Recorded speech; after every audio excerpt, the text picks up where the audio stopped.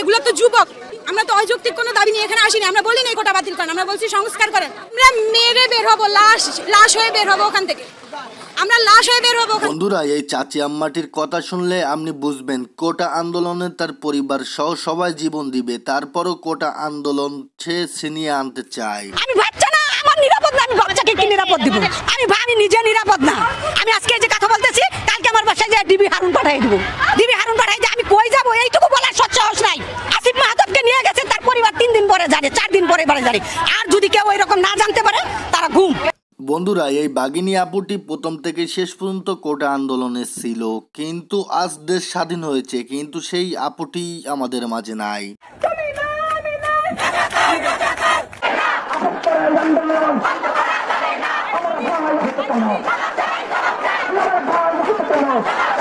বন্ধুরা, এই বাচ্চা ছেলেটির কথা শুনলে আপনার চোখ দিয়ে পানি পড়তেই হবে। আমার কোনো ভয় লাগে না, আমি এই আন্দোলনে সাফল্য অর্জন করতে চাই। তো বন্ধুরা, এই আপুটির কথা শুনলে আপনার হৃদয় কেঁপে উঠবে যে আসলে এই মেয়েটি একটা বাঘিনী।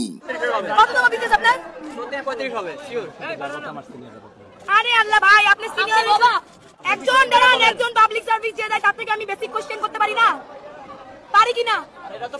শেখ হাসিনা আমাদের জন্য গণভবন খুলে দিয়েছে, তাই আমরা অতি তাড়াতাড়ি সবাই মিলে একসাথে যেতে চাই। নাইট ভাইয়ের এই ডায়লগটি খুব ভালো লেগেছে। শেখ হাসিনা বলেছেন গণভবনের দরজা খোলা আছে, তিনি আগেই বুঝতে পেরেছেন যে গণভবনের দরজা খোলা রাখতে হবে, কারণ তার যাওয়ার সময় হয়েছে। এই রিক্সাওয়ালা ভাইটি প্রধানমন্ত্রীকে এমন ভাবে দিলেন যে প্রধানমন্ত্রী শেখ হাসিনার ভাটই গাছে গলায় দড়ি দিয়া ছাড়া আর কোনো উপায় থাকবে না। আপনি স্যাটের মন্ত্রী, স্যাটের প্রধানমন্ত্রী, হ্যাঁ? এখনো সে বাংলাদেশে 6 কোটি আছে কাঙ্গালি, আর আপনি এখন গরিব নাই। রাস্তায় নামে একদিন ঘুমাইয়া দেখেন তো পলানের রাস্তা পাবা না।